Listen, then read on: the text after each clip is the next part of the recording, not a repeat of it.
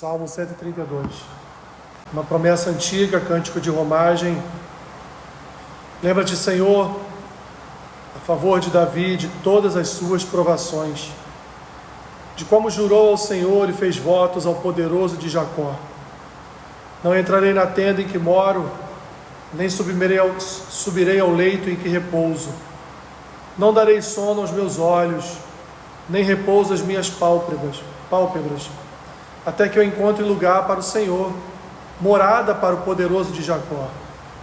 Ouvimos dizer que a arca se achava em Efrata, e a encontramos no campo de Jaar. Entremos na sua morada, adoremos ante o estrado de seus pés. Levanta-te, Senhor, entra no lugar do teu repouso, tu e a arca de tua fortaleza.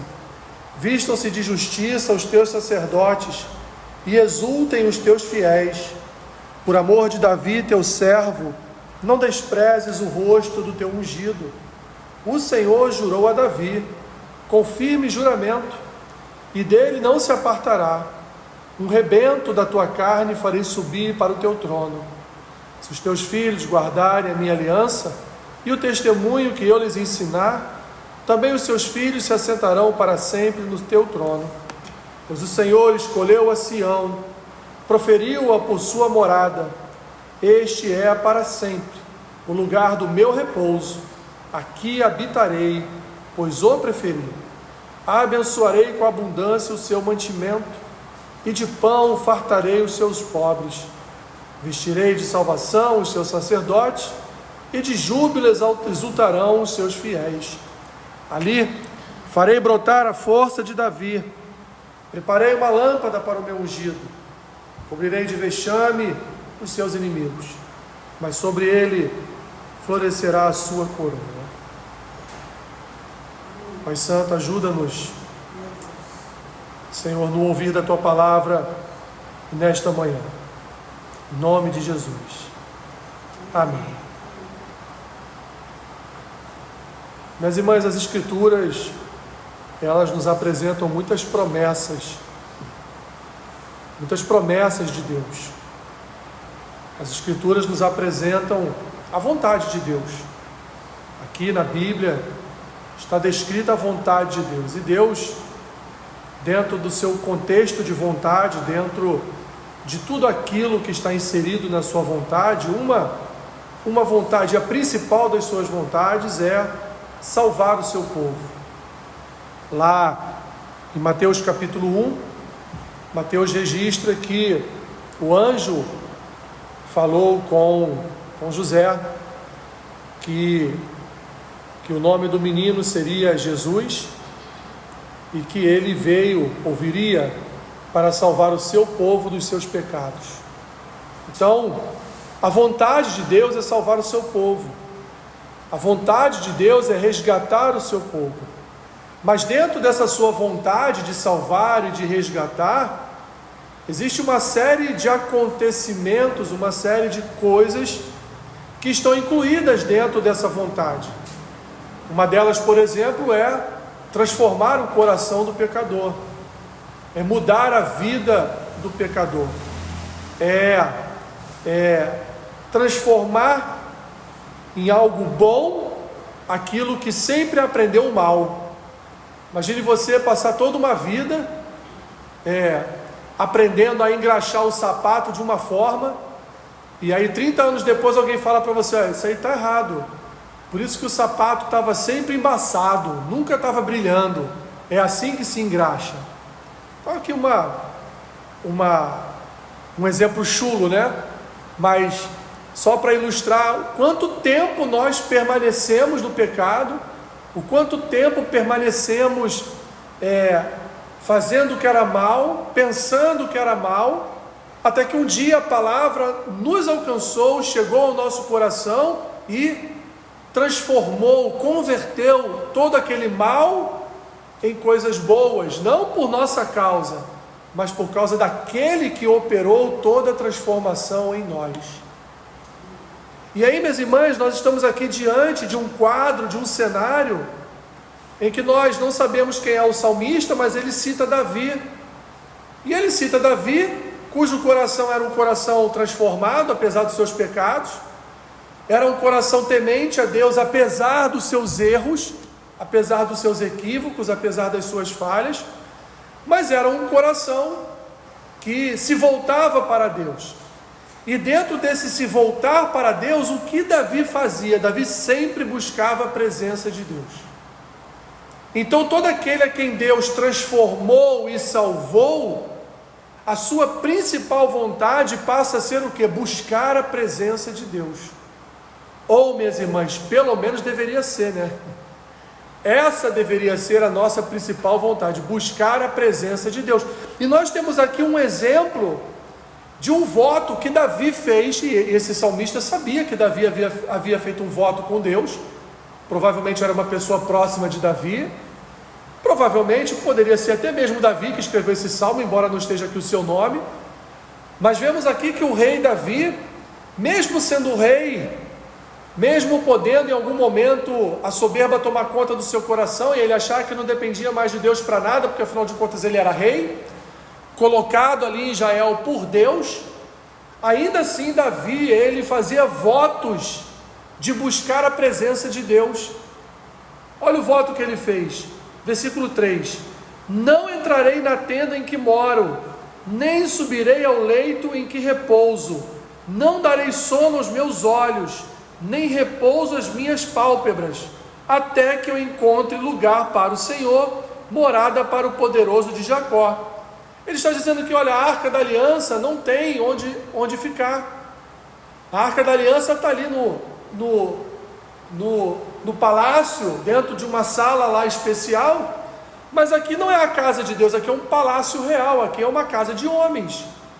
Então incomodava Davi o fato da Arca da Aliança estar ali dentro do palácio junto com ele. Ele queria então construir um lugar para que neste lugar especificamente ele depositasse e colocasse a Arca da Aliança lá, como foi no tabernáculo há tantos e tantos anos atrás. Para quê? Para que ele pudesse de forma correta buscar a presença de Deus.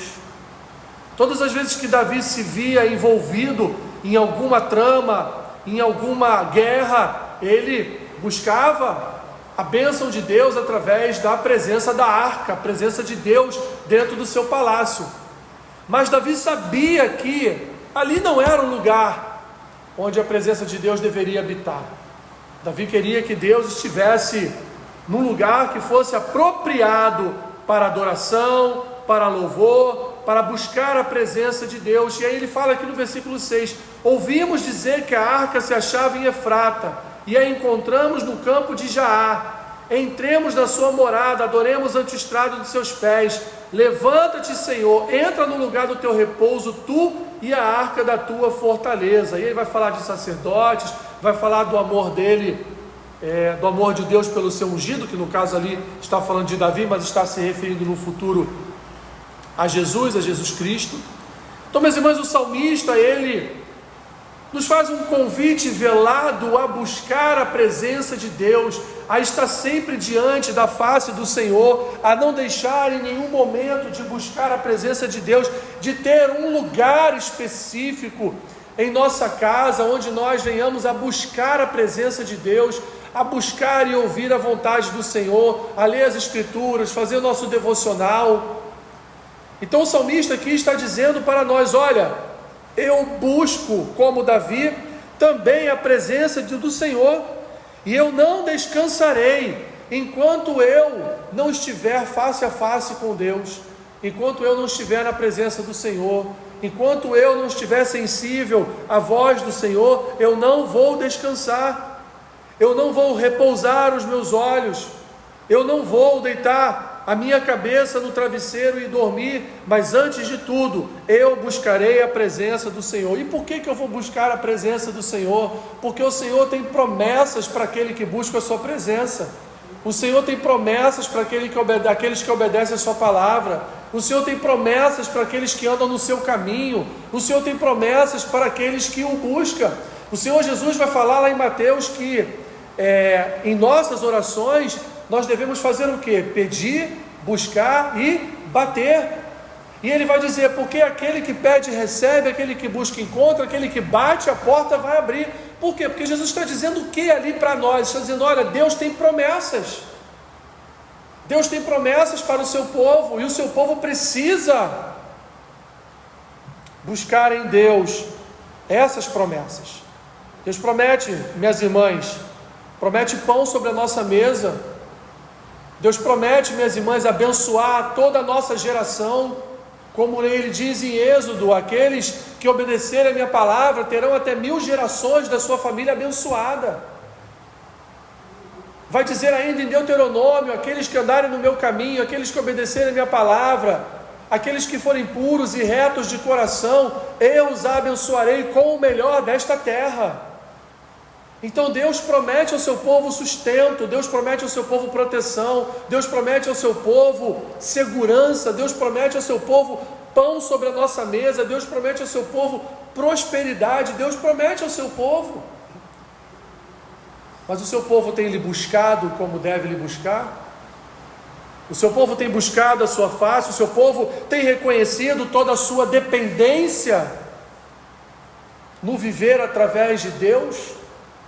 Buscamos a Deus com intensidade? Buscamos a Deus com amor? Ou sempre buscamos a Deus para que Ele faça algo por nossas vidas? Buscamos a presença dEle simplesmente para buscar a presença dEle? Buscamos a presença dEle em estado de necessidade, como o salmista fala sobre a corça que anseia pelas águas, assim também eu anseio por Ti, ó Senhor. É dessa forma, minhas irmãs, que o povo de Deus tem buscado a Deus, com choro, com pranto, com alegria de se encontrar com o seu Senhor, na maioria das suas orações, sem pedir, mas só buscando a Deus, só buscando a face de Deus, só buscando o encontro com o Senhor, só buscando a presença do Senhor, ao invés de pedir. Não que pedir seja errado, não é isso, mas quantas vezes, minhas irmãs, nós nos colocamos na presença do Senhor apenas para buscá-lo, apenas para nos alegrarmos com a sua presença, apenas para pedir a Ele, Senhor, quando eu ler a Tua palavra, que os meus olhos estejam iluminados pelo Teu Espírito, que eu entenda a Tua palavra, que eu reconheça a minha dependência, que eu reconheça o quanto eu sou frágil, fraco, limitado na Tua presença. O salmista diz aqui, estou procurando aqui quando ele fala o estrado dos seus pés, versículo 7, entremos na sua morada, adoremos ante o estrado de seus pés, porque em outro salmo o salmista vai dizer que a terra é estrado dos pés de Deus. Então ele aqui está dizendo, olha, busquemos a Deus no estrado dos seus pés, ou seja, nós estamos aqui na terra e Deus está com os seus pés aqui na terra. Então nos dobremos, ajoelhemos, nos humilhemos diante do Senhor, buscando a sua face, buscando a sua presença. Minhas irmãs, o que vimos um pouco aqui ontem, no culto que tivemos aqui para orar pelos irmãos da Índia, quantas vezes oramos por missionários, quantas vezes em nossas orações nós nos lembramos de pessoas que nesse exato momento em que nós estamos aqui, estão morrendo na Índia, na China, no Afeganistão, no Paquistão, no Irã, na Somália, em Moçambique, no Sudão, no Congo. Quantas? Nós estamos aqui nesta manhã, no ar-condicionado, com bancos não tão confortáveis, mas temos um banco para sentar, não é? Daqui a pouco cada um vai para a sua casa, vai fazer seus afazeres, enquanto isso nós temos irmãos que estão morrendo pelas Escrituras, morrendo pela causa de Cristo. Quanto tempo, minhas irmãs, nós perdemos com as nossas orações rotas, às vezes colocando diante de Deus aquilo que não tem a menor importância para o reino, a menor importância, não vai somar em absolutamente nada para o avanço do reino de Deus. Quantas orações fazemos, minhas irmãs, para Deus destronar Satanás do nosso país. Quantas orações fazemos, minhas irmãs, para que o Senhor levante uma geração de adoradores da nossa nação, uma juventude, porque daqui a pouco a gente vai partir. Como vai estar a igreja se ela não tiver jovens? Se os jovens que são nossos filhos, netos, bisnetos, não se interessarem pelas Escrituras, não se interessarem pela comunhão santa da igreja, o que será da igreja? Não, ela não vai acabar, porque Jesus tem uma promessa de que as portas do inferno não prevaleceriam contra a igreja. Mas há uma preocupação, porque aí ele fala da igreja estabelecida na terra, a igreja espiritual de Deus estabelecida na terra. Mas tem igrejas, minhas irmãs, que vão fechar, porque as pessoas vão partir, os pastores vão partir, e não vão ter outros para substituir. Então, minhas irmãs, nós precisamos olhar para este salmo, e embora aqui o salmista, ele rogue para que o Senhor cumpra as suas promessas também, fartando os pobres de pão, vestindo o seu povo com salvação, trazendo pão sobre a nossa mesa todos os dias, abençoando a geração dos nossos filhos, abençoando a nossa casa. Embora o salmista fale dessas coisas aqui, lembrando a Deus da sua aliança, do testemunho que Deus já deu na sua palavra de que abençoaria o seu povo, nós também devemos lembrar, minhas irmãs, de que devemos buscar a Deus, na maioria das vezes, com os pedidos ou com aquilo que realmente vai fazer diferença,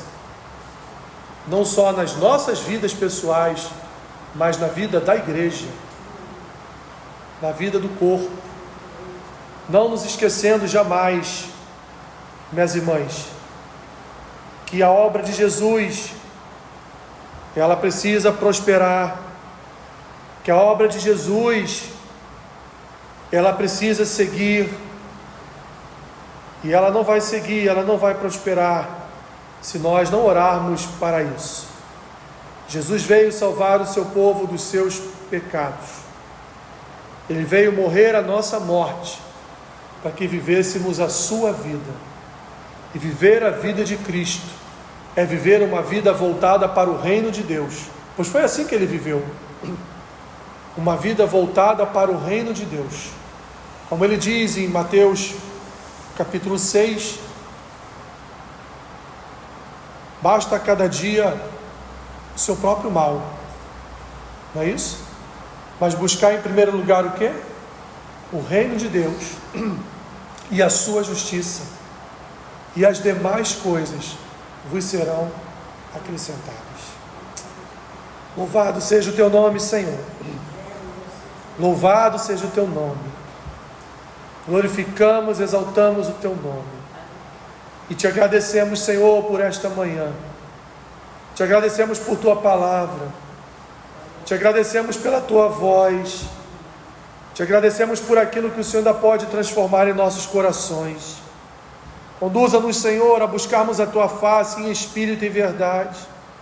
Conduza-nos, Senhor, a buscarmos aquilo que tem primazia em nossas orações, que tem maior importância para o teu reino, Senhor, porque muitas vezes perdemos o nosso tempo de oração com tantos pedidos, Senhor, que nada acrescentarão em nossas vidas, e muito menos, Senhor, somarão na obra do teu reino. Traga essa consciência santa para nós, Senhor, e nos ajude a compreender isso. Em nome de Jesus. Amém.